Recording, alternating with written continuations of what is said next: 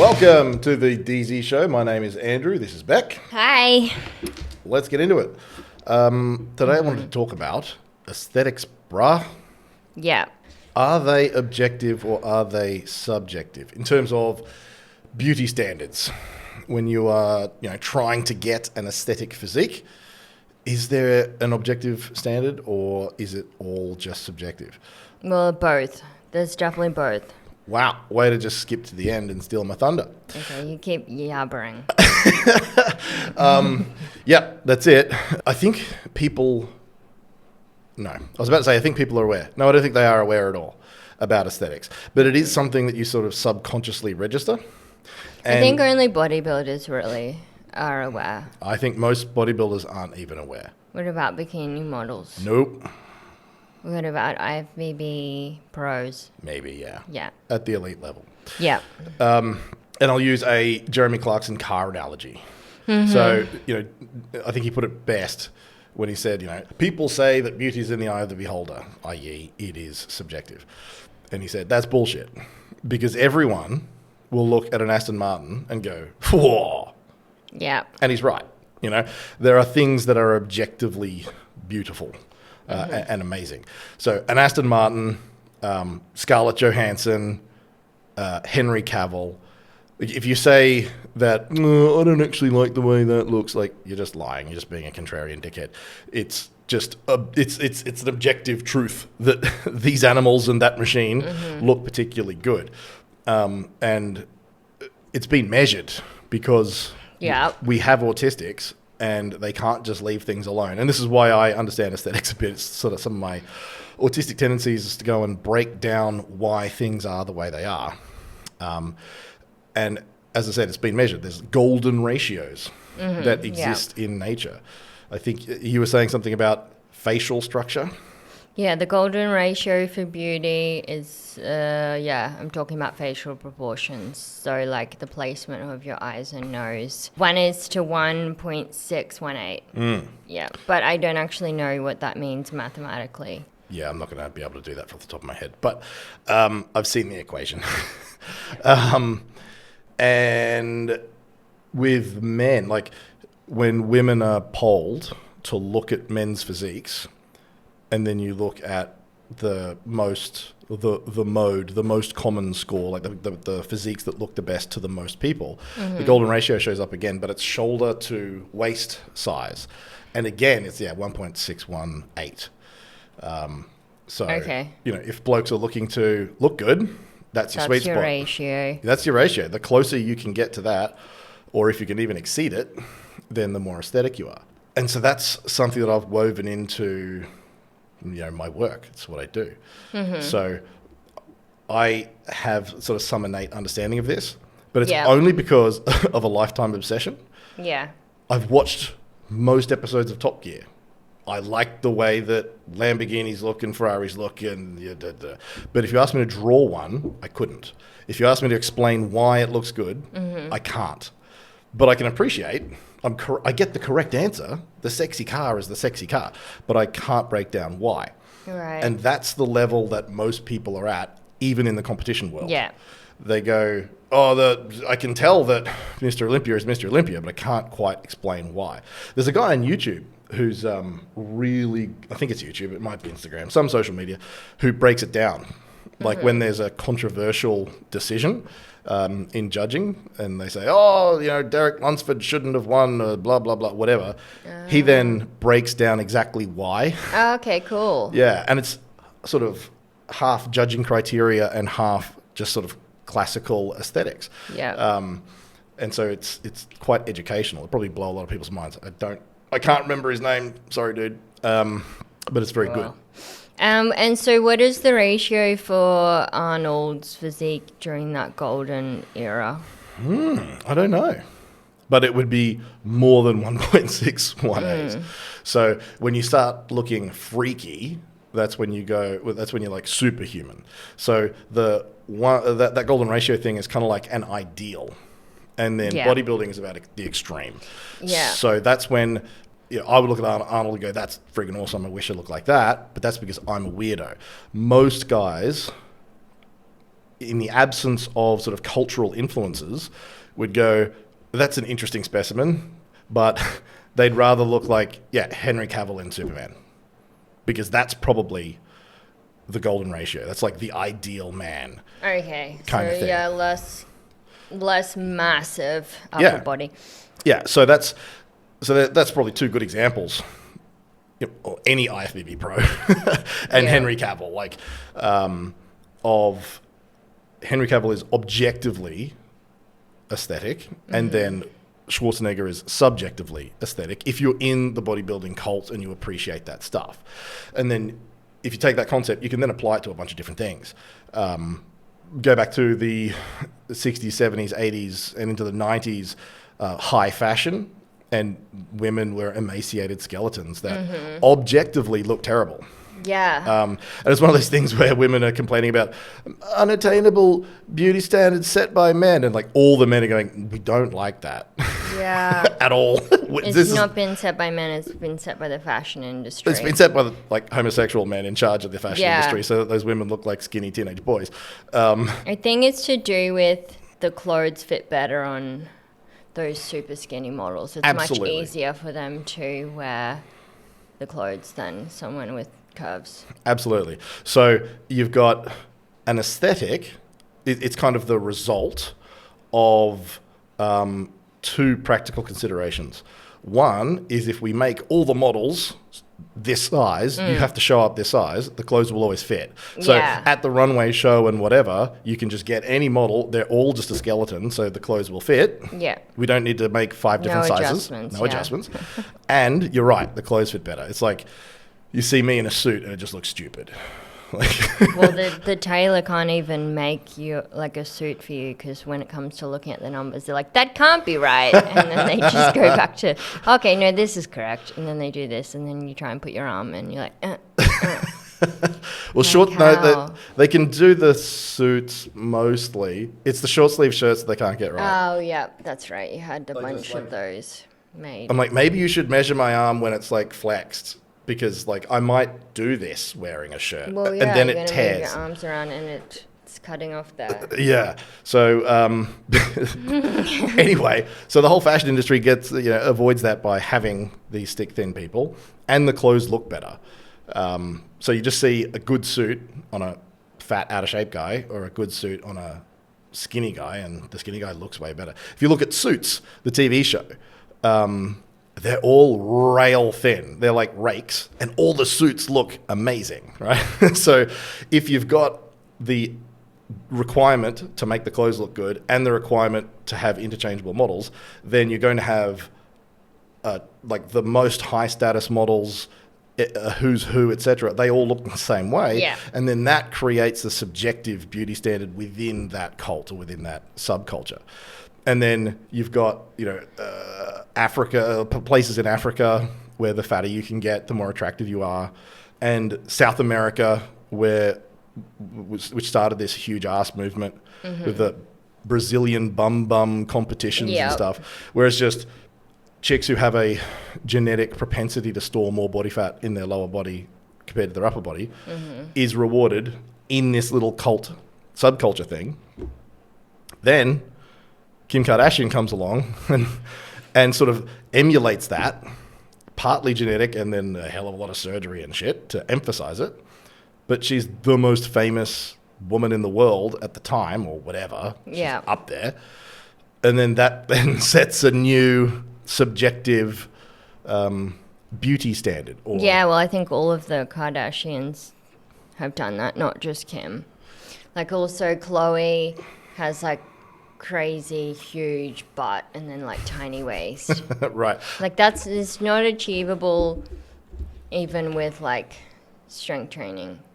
You do need surgery for that weird bubble butt shape. Yeah, I'm not claiming to be an expert on the Kardashians. I know there's Kim. I know there's multiple. I know they have a psychopathic mother that made money out of it. I don't care. Yeah, Please you don't stop. care. Yeah. So then you end up with this cult appreciation for a not only not classically aesthetic physique, but also a freaky physique. So they're freaks, like Arnold is a freak, in a different way, in that these bodily proportions make no sense and are not naturally achievable. No one's going to wake up one day looking like that. No. And if you focus on your diet and you train a certain way, you're also not going to look like that. We've had like a bajillion natural bodybuilders, and not one of them has turned into Arnold yet. And you can do all the hip thrust you want, and you're not going to turn into a, BBL surgery looking freak. Yeah, BBL surgery is like one of the most unsafe surgeries you can get done because of the large blood vessels in your legs. Because they're injecting fat around, and you can like basically get a clot in there or something. Yeah. You get a stroke or a heart attack or something. Because that's the largest blood vessels there. Yeah, it's really unsafe. Well, again, the parallels are there. There are severe health risks in trying to get as big as Arnold or bigger. That's true. Because you got to do shit. Yeah, you got to take the drugs. And there's health risks there. So, which ties in neatly to the next theme. These golden ratios of aesthetics are also tied to health. So when you're looking at someone who's attractive, it's signs of health. Mm-hmm. So when you become freaky in any particular way, if you're freakishly fat, freakishly skinny, freakishly muscular, yeah. Well, freakishly muscular, then that's a good thing. But the other two are not. Well, it's not, because the only way you can get freakishly muscular is to abuse a bunch of drugs. Okay. Yeah. So when you get the standard human organism, it's going to be within a BMI range. The BMI is real. And it's the look is going to converge to a health ideal, which is also like a beauty aesthetics ideal. And if you know what those proportions are, only then can you sort of scientifically, can you artfully attempt to enhance those proportions and features that are associated with health and aesthetics. But people don't do that. What happens is, like, no one's thinking about that objective thing. They're being heavily influenced by a subjective thing. So when you're talking about health and aesthetics, like for normal people, you're talking about like shapes. Like the apple shape is bad because you're holding too much fat around your heart, and then the pear shape is like healthier because there's less fat around your heart. Yeah, for a woman, sure. If you have a pear-shaped man, it's probably indicative of high estrogen and low testosterone. But it's still not good to have too much fat around your heart. Definitely not. Okay. Definitely not. And now we're taking a tangent, but if you look at Indians, like the subcontinent people, they will disproportionately hold fat around their middle. Like when they get fat, they're all fat in the middle. They've got skinny arms and legs. Yeah. And all these news stories are coming out just in the last week or so, where they have disproportionately higher rates of heart disease. And even at lower BMIs, because when they get fat, it all goes around their organs. Okay. So you can have an Indian of a certain, say, a BMI of 30 Indian, yep, you're overweight, technically just obese, and a BMI 30 other race. And the other race, genetically on average, will have less fat around their organs and will be less unhealthy than the Indians. They'll also probably look better because they're more in proportion. So again, the health and the aesthetics tend to correlate. What about the Japanese? They're like super healthy. Well, they're just perfect. They're all like, Because it brings shame and dishonor upon the family and the community and yourself. If you're out of shape. Yes. I thought you were going to cough. No, you remember, I'm half Japanese, so sometimes it just comes out. No, I was just going to say, yesterday on like Instagram or wherever they advertise crap at you, I saw, speaking of suits, I saw like a advertisement for like you put on your fatty delts, like your silicone delts, you put it on, then you fit your suit on. Done. Your delts. Yeah. I saw that yesterday, I was just like, no. Well, I'm like, I mean, that's the same as putting shoulder pads in your suits in the 80s. Yeah. So women had those ridiculous shoulder pads. So Yeah, I forgot about that. that... What was that for? well, it was a fashion. But Empowerment. Yeah, probably. Probably. The power suits. Yeah. But yeah, it was a fashion at the time, but it's also a fashion that is pro classical aesthetics. So you're improving the shoulder to waist ratio. Yeah, yes. Now, 10 years later, we had this tragedy where I don't know who it was. I want to say Kate Moss, but it might have been somebody else. So some insert skinny hot celebrity here did photo shoots or whatever and emphasized how long and skinny her waist was. Right. So because that was popularized and she was modeling hipster jeans, all the women in the 90s were wearing these ridiculous hipster pants. Oh, yeah. Instead of like higher waisted. Yeah, I feel like it was Kate Moss. And what that did is put a big sort of horizontal band across the widest part and just made everyone's legs look really short and stumpy. Yeah. So that's another good that's example of the opposite. So in the 80s, yes, the shoulder pads look ridiculous, but it wasn't unaesthetic classically. It didn't make people like physically look worse. Hipster pants on the vast majority of women will make them look worse because you're truncating the length of your legs. And you're increasing the length visually of your torso, which then puts you in a more of a mesomorphic bug-like proportion. You've got this big body and little limbs, whereas longer limbs and a shorter trunk is more classically aesthetic. So that's why nowadays everything's super high-waisted. Well, it's not why, but nowadays everything is super high-waisted and it is more classically aesthetic. Yeah, as if you wouldn't want nice long legs. It's weird. I feel like Kate 90s were Moss terrible. ruined a lot of things for women. Right. Like self-esteem. Caused a lot of disordered eating habits. Yeah.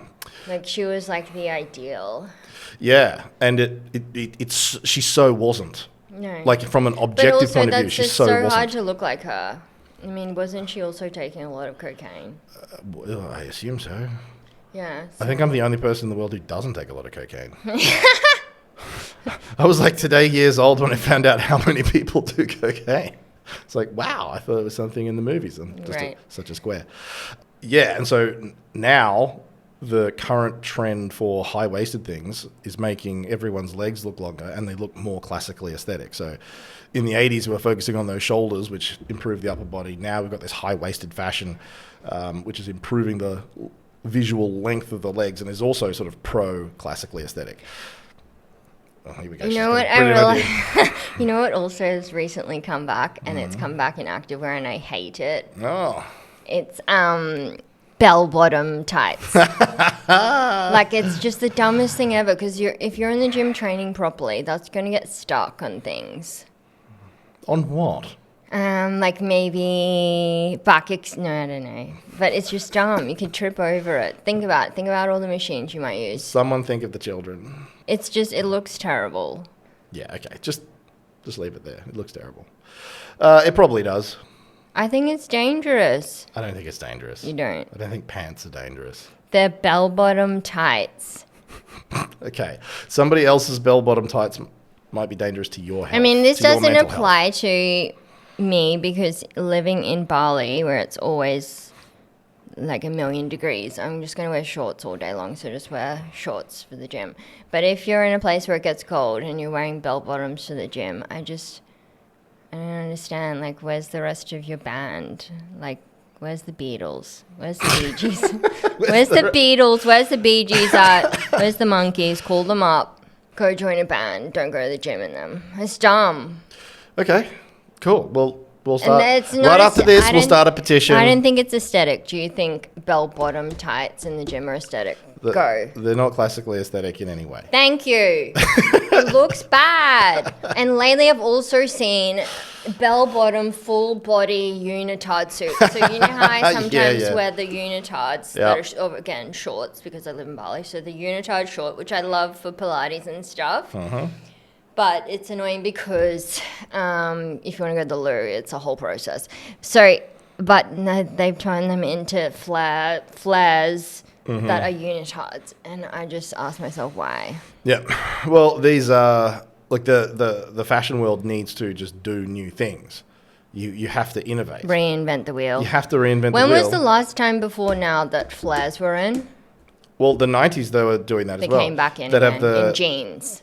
jeans. I remember a lot of tight black pants with flared bottoms. Okay. And I think there was some practicality to that because people were wearing like chunky shoes and boots and stuff. So it covered up their feral shoes. That's the practicality in that.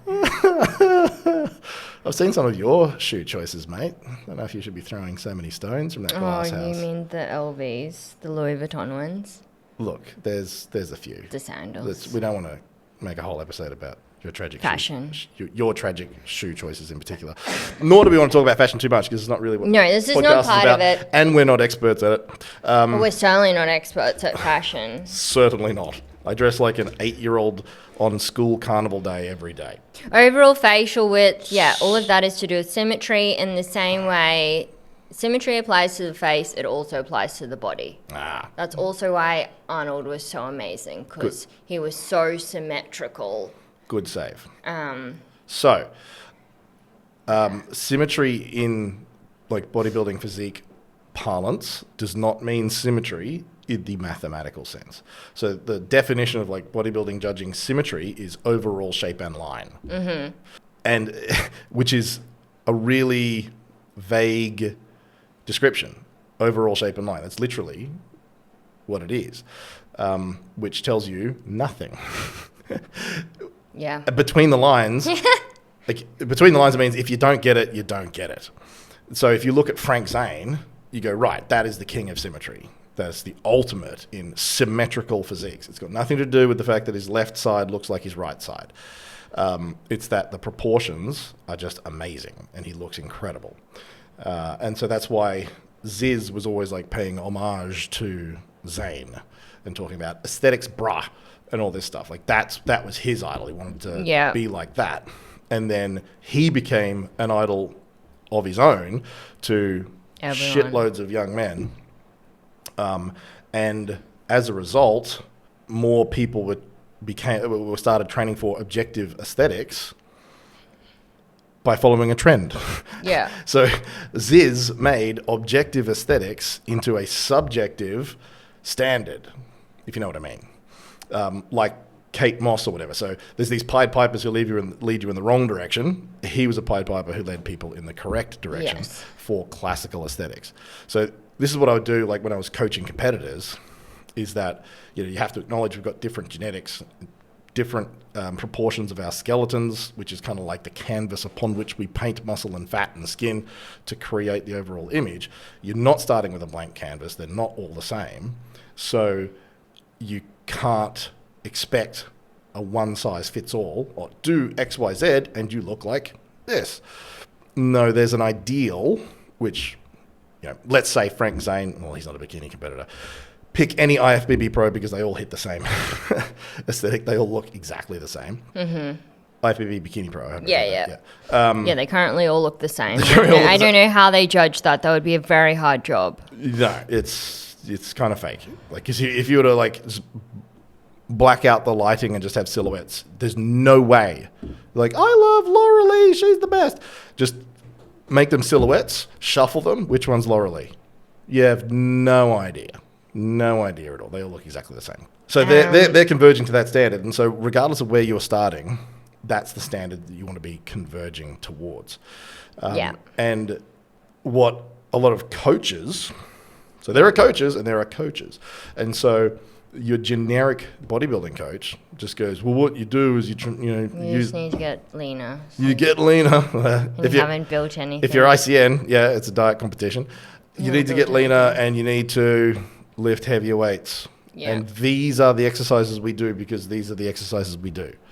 This exercise is for that muscle and this exercise is for that muscle, but they don't really understand what this particular individual needs to work on most and least. Yeah, that's it. Like before any real coach, before you write a program for someone, you need to see what they look like at the minute. If you're training for aesthetics, yes. Yeah. Oh, yeah. If they're training for stage or if they have specific physique goals. So that's what we were going to talk about is what can be achieved with diet and training that people aren't aware can be achieved. Yep. Again, people don't know because they're not thinking about it in that way. They're stuck in this subjective thing. So if you look at, so another trend for aesthetics came from CrossFit. Mm-hmm. So what you've got is all these jacked super athletes that are just dripping with steroid side effects, and it's all natural. And one of them is these enormously thick obliques. Yeah. So you've got all kinds of drugs and peptides required to perform at that standard and have that much muscle mass and be that fast and have that much endurance and do everything all at once. And you've got these asymmetric loads, like these one-arm kettlebell swings and things, which then build the obliques out in the presence of all of those steroids. Mm-hmm. Plus, you've got the convergence thing, same as similar to the modeling example we had before. The person who is going to be the best at a sport will be shaped a certain way. Mm-hmm. Swimmers kind of look the same. Gymnasts kind of look the same. Football players definitely look the same, yes. Football players kind of look the same. So the person who has the best genetics to achieve the highest performance at the highest level tends to look a certain way. And with CrossFit, they kind of look like jacked MMA fighters. Because and that shouldn't be really surprising because they do everything. So MMA guys do everything, and CrossFitters do everything and try and be good at everything. And it seems that it's like this bunched up shoulder look and this chunky waist look. So it's not converging towards classical aesthetics. No. But I think there might be some other kind of convergence towards generalized performance. And so if you look at MMA fighters and CrossFitters, they tend to they're converging on a different aesthetic. Now, what happens is, if you're a fat guy on the couch, you go, I look like shit. That MMA fighter looks awesome. That CrossFitter looks awesome compared to me. So the biggest issue that 60 to 70% of people have in terms of aesthetics is they're just too fat. So that's the elephant in the room, pun intended. And they're objectively correct. Though that functional fitness standard is much closer to the objective aesthetic standard than a fat couch potato. So then what they do is they go, that looks awesome. I don't see anyone around me who looks like that. So I need to do CrossFit or I need to do MMA in order to look good. But what you're looking at is the elite. Yeah, those are the elite ones who go to those hardcore competitions. So those are the people who were born to have the genetics to ever get there in the first place. And then, at the elite level of competition, you filtered out all the people who have the wrong proportions and wrong body shapes and stuff to be able to be the best compromise of all of these different physical capabilities. Such that you've converged upon a subset. In the same way that, if you look at the Olympics, the 100-meter final, there's 8 black guys from 4 countries. But if you trace their genetics, 2 are from Jamaica, 3 are from America, 1's from Canada, 1's from the UK. But all the genetics go back to one tribe in Africa. So it's that tribe. They were built to run. Built to run fast. Yeah. And then if you look at the long distance runners, the marathon runners, not marathons, but the 5K and that sort of thing, and marathons, there'll be half of them will be black guys again, but not from that tribe where all the sprinters come from. They come from a different tribe. Mm-hmm. So, and all the long distance runners kind of look the same. Yeah. Form follows function. So, what people do is they go, well, I'm out of shape, so I'll do... They look at these sports and see the resultant aesthetic and go, well, that's better than what I look like, so I'll start doing that. I need to do that, and then I can look just like that. Yeah, you're absolutely right. And I can say that for sure because having gone to, Wanderlust to train, which is, awesome CrossFit gym in Bali, there's like 2 chicks that might look amazing, and then all the rest are like, yeah. And then the training that you're doing, and They look like farm equipment with a blonde wig. You look like, you live at the farm. But the training that they're doing and they're currently doing, going to continue to do, is going to keep them looking pretty much the way that they do look. And also their diet, because they think that to be a CrossFitter, you need to eat like, just like a lot. A lot. Overall, like eggs and steak and potatoes and things like that. Great. But if you want to drop fat, this is like not going to happen. Well, that's another segue, something I hadn't really thought about, because why would I ever think about CrossFit? But yeah, there are a lot of chunky ones. And I don't know how you can maintain that level of chunkiness if you're a true, holy, devout believer and you never eat any junk food and you never poison your body. You got all the paleo, health, unprocessed foods. And you burn 1,000 calories a day of frantic exercise. It's a lot of hard training, like running and so lifting and moving. How could you like, possibly... how much are you fucking eating? Yeah. And also, what are you fucking eating? Like, I think the high priests of CrossFit need to call that shit out. It's like, you're unclean because you ate breakfast cereal.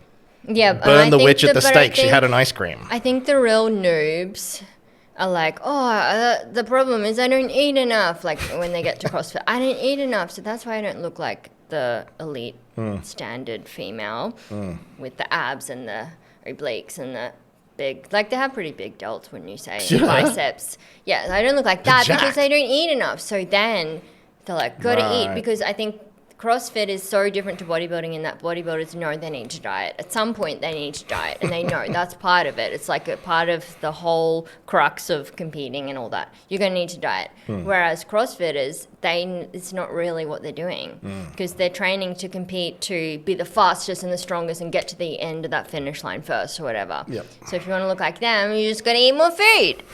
And then you end up looking like a fucking tank. And then you're like, why did CrossFit do this to me? Done me wrong. And I just don't think it's a great place for beginners to start, because God, you can injure yourself easily. Can you? Are there injuries associated with CrossFit? This is breaking news. People need to tune into this podcast to find out that people hurt themselves at CrossFit. Yeah, it's not a good place to start. No. So this is like part of my success as a competition coach, was understanding this is not getting sucked into whatever the trend is. You need to pose like this. Your outfits need to look like that. Your hair, everyone's doing this with their hair this year. Someone with huge lats won last year, therefore everyone needs huge lats. All this stuff, they're distractions.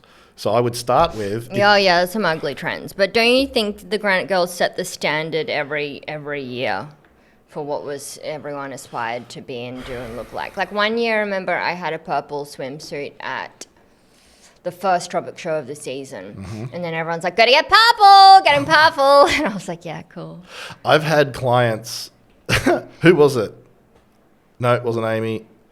What was her name? God, I'm senile. The young chick who traumatized everyone with her posing, little Bambini, skinny young baby one. She won like Brooke. Brooke. Yeah, Brooke. Yeah, so yeah. I traumatized her because she just kept like return to the back of the stage, and she's still at the front, like la di da. I'm still here, guys. And then she would win swimsuit. There's no reason why they could not let her win. Because she performed so hard. I think it was her, or it might have been somebody else. It was definitely someone with her attitude, if it wasn't her, who said she's going to wear some obscure color swimsuit next, just to see how many people wear the same color next season. That sounds like something she would say too. It does sound like something she would say. It was either her or someone like that.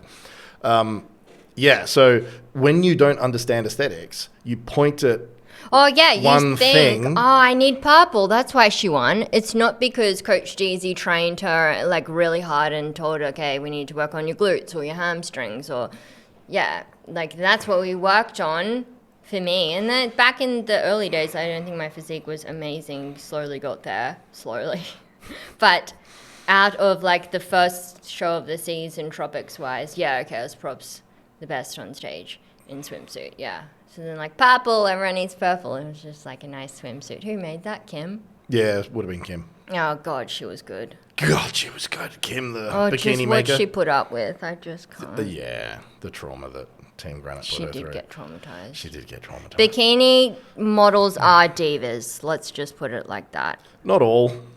I'll stand up for some Who of are them. you standing up for? There's some nice ones. None of them come to mind. But theoretically, some of them. Yeah, so when you don't understand sort of classical, objective, golden ratio aesthetics, you start pointing at some random thing. Oh, CrossFit's got lumpy delts and lumpy obliques, so I'm going to do side bends in the gym to build up my obliques, because then I will look good if I've got chunky obliques. Like, no, you won't. It's never, ever going to improve the way you look. Yeah, side bends, I will never ever do those, and shoulder shrug things, I will never ever do those. Yeah. And because occasionally, sometimes I go do the group fitness classes at Obsidian, which is just like a full body kind of workout. Mm-hmm. And yeah, there'll be like side bends. Nathan's not running them anymore? No, well, I think he does run a lot of the other programs. Oh, okay. Like the booty one, which is a solid workout, and then the high rock stuff, because he's moved to high rocks now. Okay. But then this is like just a full body workout, and then they'll be like kettlebell side bends, and I'll be like, I'm just not going to do that. Nope. So I'll just like do something else, because Star there's jumps. literally, there's 0 point for me to do Cartwheels. that. I like having a small waist, and if I want to work on my abdominal strength, which of course I do for like childbirth, keeping it all intact, I do Pilates. I don't need to do side bends ever. I will never do that. Yeah. And shoulder strokes. Didn't you have a client who used to do shoulder strokes? Yes, a bikini client who then became a fitness model. Yeah, and she would sneak in shrugs. Why? Because she loved having craps. I'm like, that's It's not... like some boyfriend of hers must have been like, this is what we're going to do if you want to look bigger. And she's like, okay, I'll do that. No, she was a good IFBB bikini competitor, I'll say that much. Oh, she looked great all around. She was a total hottie, and she could strut. Yeah, so the success of Team Granite came from first looking good, because you get on stage, it's a looking good competition. Then the secondary priority is, what are the judges' predilections, or what do we think they are? Yeah, what do they like? What are the trends of this federation, or this show, or this state? Judging panel. Yeah, it's different for every state for sure. Yeah. And also, if you know what the judge is like, that definitely helps. I mean, all the judges are different. So that's playing the game. So, but first, the first rule, and I make it very clear with everyone, is you need to look good. So objectively, classically good, then fashion comes second. Trends and fashion come second. And it was quite clear that most people were not at all approaching it that way. So even in the competitive realm of looking good competitions, most people weren't considering looking good. Yeah, they were considering looking ugly, because they're like, okay, I need to get in shape, and then I need to put my hair up in a braid, and then cool, you can see how muscular. There's photos of you in braids on stage. Oh, no, not that kind of. Oh, not the good kind of braids. Okay. Go on. No, but they go and learn how to pose wrong and stuff. Definitely, like competing in places like tropics and Queensland in general, their aesthetic is, okay, so you're in Queensland, you're on the coast, it's the beach babe vibe. That's the number one that they start with, beach babe, blonde hair kind of vibe. And then when you go to tropics, a lot of the judges are men, so they do have a really good idea of what they believe is hot for women. So that's why they also do a great job of judging. Then you throw Bikini Witty in there, and then she's like, okay, that's a perfect bikini model. She's done literally everything she could do to bring it together to become an outstanding bikini model. Done. And then that judging panel was outstanding. Yeah. In understanding aesthetics. Consistently the best judging panel I've ever seen. Consistently. It was also a consistent judging panel. It was the same people. That's why. You got old Rob, you got young Rob, you got Witty, and then you had someone else. I forget that lady from A&B. Anywho, the experience was great across the board, and they all brought different things that came together to understanding a really elite level physique. And as the aesthetics were there. for the first top 3. Then sometimes they had to throw people on the podium. But top 3. Good job. Yeah.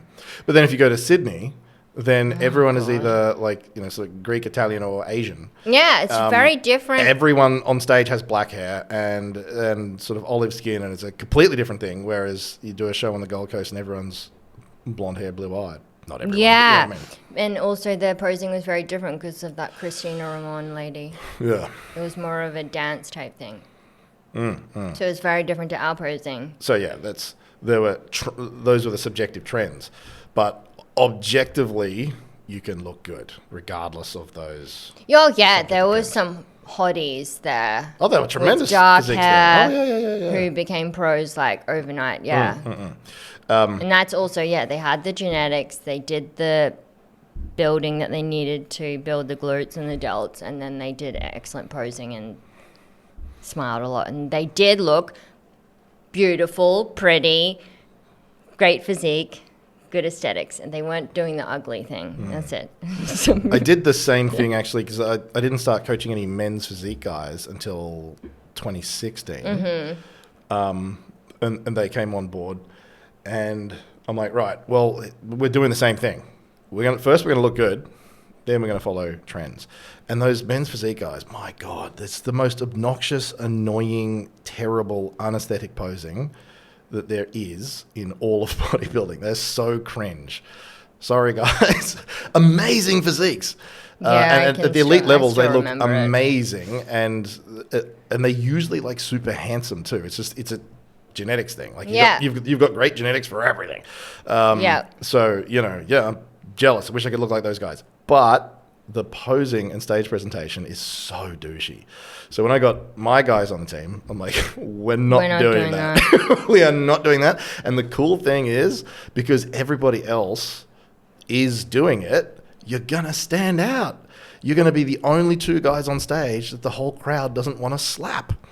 And I know what you're talking about. It's that finger thing that they would do. The finger thing, it's just they would do this choppy, weird. Don't even do it. Stop. That was very apparent in ICN. I don't know if they haven't.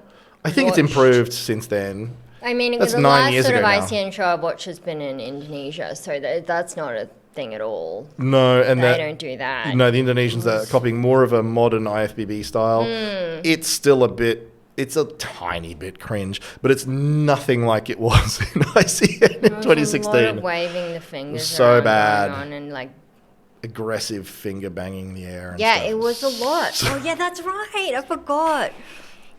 So weird. It was.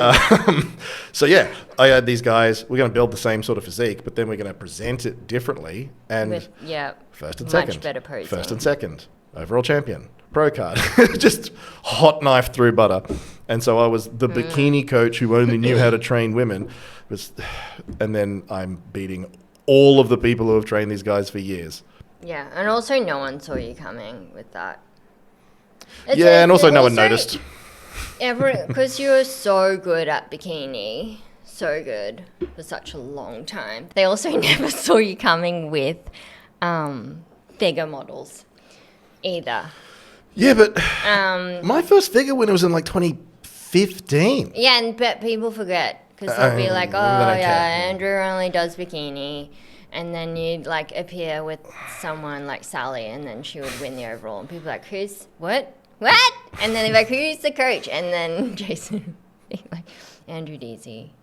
For those who don't know, that was the promoter of it was a great day. ICN Queensland, and sometimes they would always invite the coach on stage to get a photo with the overall champion.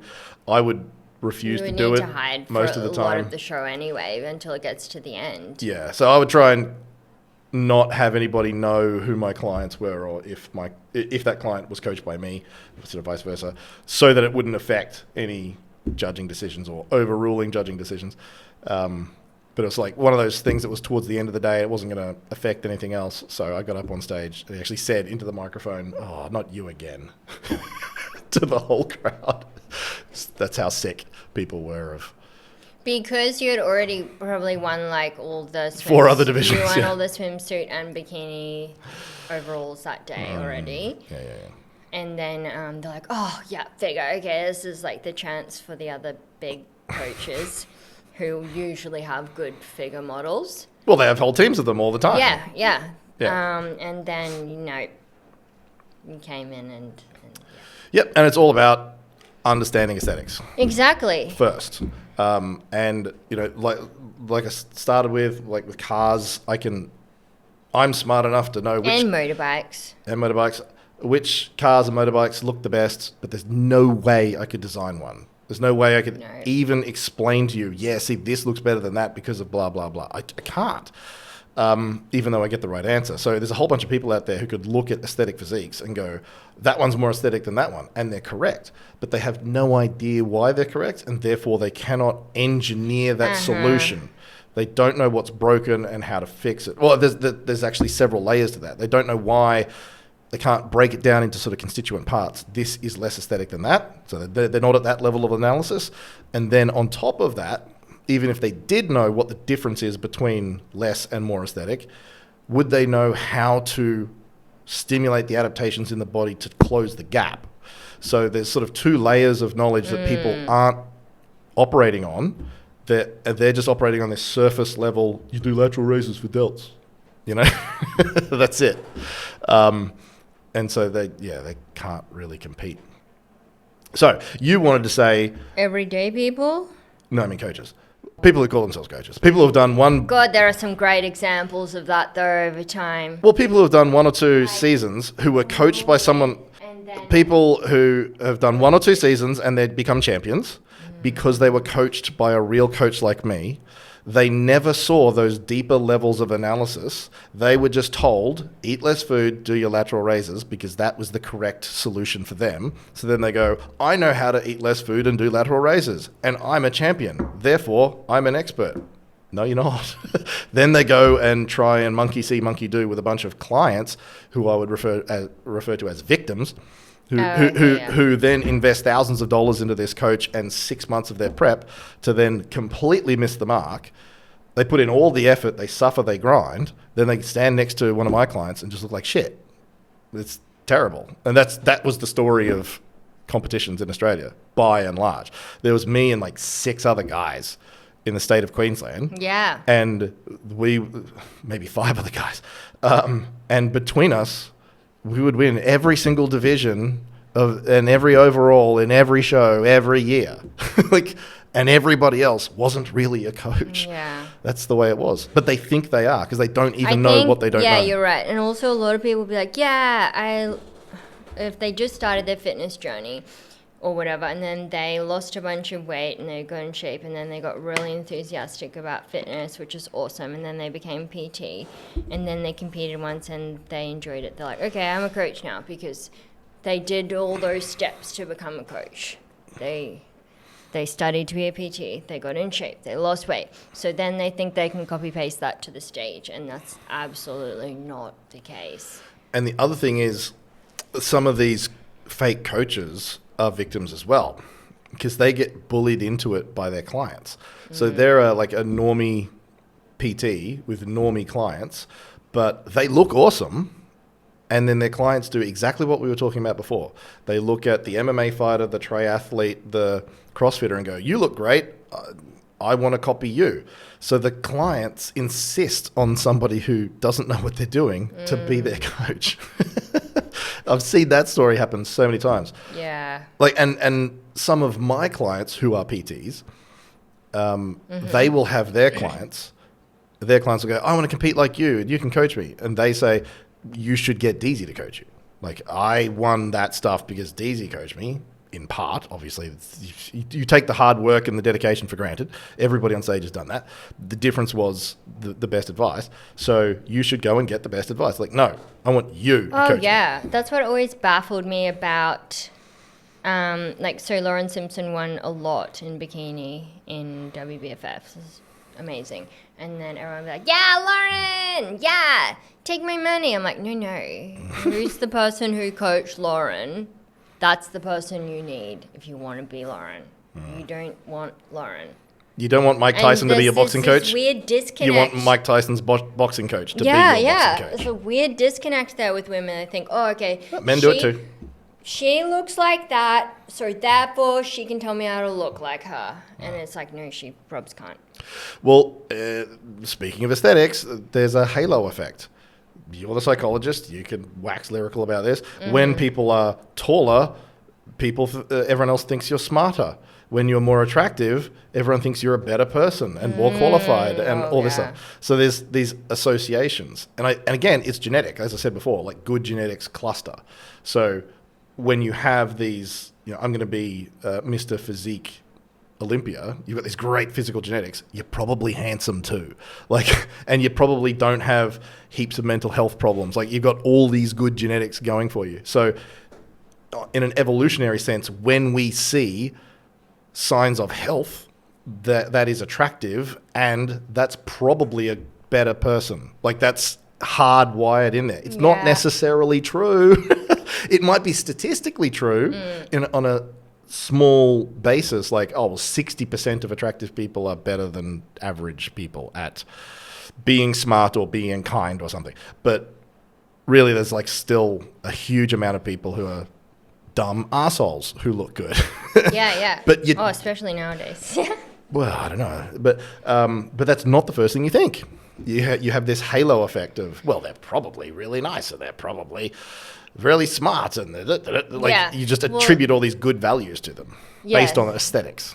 The psychological research that I'm previously done was that 90% of the time more attractive people would get the job. So like going to a job interview, you're more qualified. And then if you're like kind of like not as symmetrical, or you're a bit more ugly, versus the more beautiful person who in the exact same qualifications, like all the same, and then the more beautiful person would always get it. So yeah, that's what they found. So it does make a difference.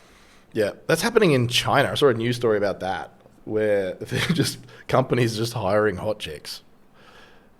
I really oversimplified that news story, but I'm just saying I saw a news story about what's happening in China, and it backs up what you're saying. Right, okay. Which kind of sort of gives you an idea of the importance of aesthetics. Like, if you can choose to be more or less aesthetic, if you can choose for everyone you meet to have this unconscious immediate bias in your favor, why wouldn't you do that? Like, what a hack.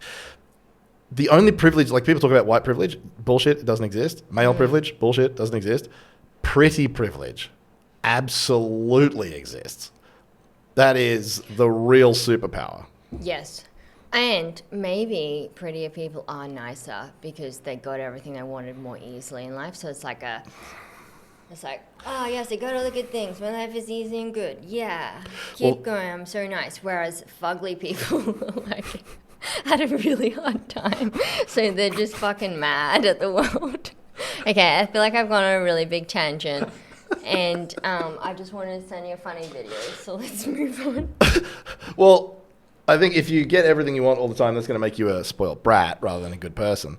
But on the other hand, if everyone you meet smiles at you, likes you, is happy to see you, that's going to affect, as a sort of nature versus nurture, as a nurture effect, how you see the world and how you see yourself. You're going to have higher self-esteem on average. You're going to think the world is a nicer, better place on average because people smile at you and are nice to you and give you jobs and stuff.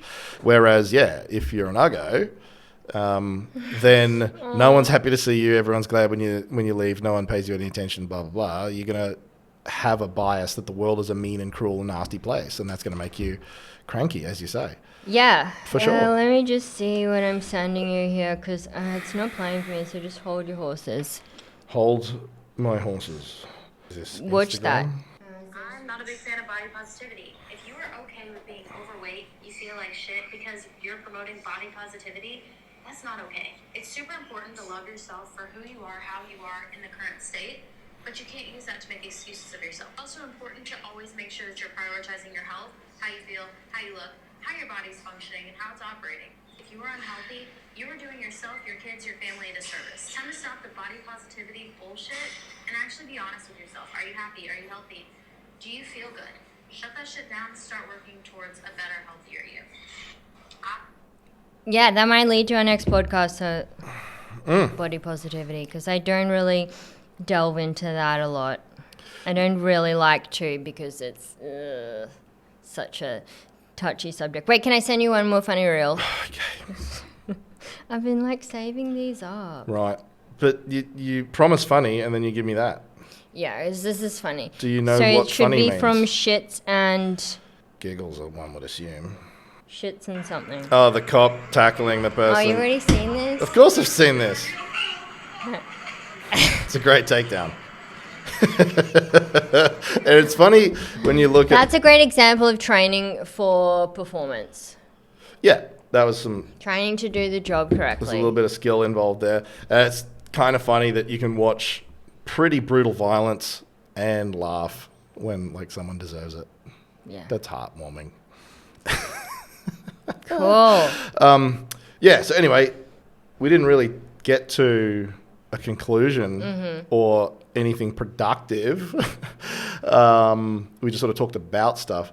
So I think you're right. I think that reel and the concept of, people take a stab at wearing purple, wearing shoulder pads, doing CrossFit, doing some random thing and hoping that it makes them accidentally hot is where they're going wrong. Yeah. And maybe we could talk about the opposite. If you start with clear goals in mind, you're honest with yourself, but you want to look good because it improves your life, and then how you can do it rather than trying to make it some accident.